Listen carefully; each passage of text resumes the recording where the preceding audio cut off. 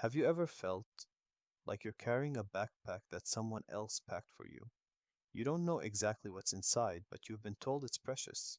You've been told that if you drop it, or even peek inside to see if the contents still make sense, the consequences are eternal.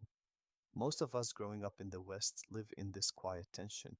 We go to work, we go to weddings, we joke with friends, and we navigate a world that prizes logic. Yet, we carry these heavy, unexamined beliefs in the background. We follow practices we don't fully understand and harbor fears, like the fear of a fire we've never seen, or sins that often feel like just being human. We see the contradictions everywhere. We see the on again, off again hijab, a symbol that fluctuates between a deep religious mandate and a social accessory, leaving so many caught in a cycle of performance and guilt.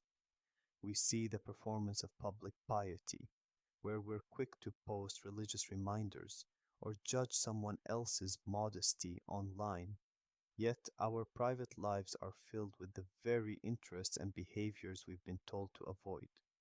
We live in this split screen reality where keeping up appearances for the community matters more than actually understanding the rules we're pretending to follow.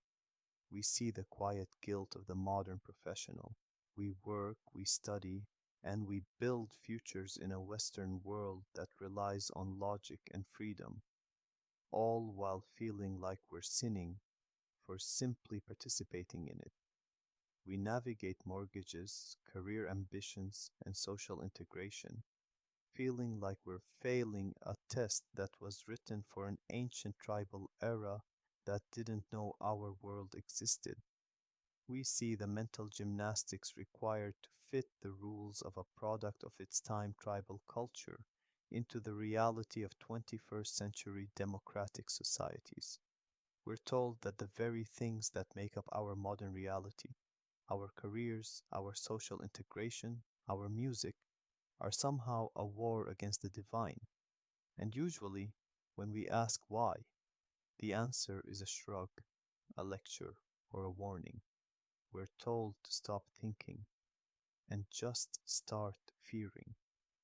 On this channel, we don't treat these ideas as one size fits all for eternity.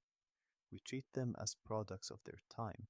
We're going to dive into specific subjects, starting with the things that affect our daily lives.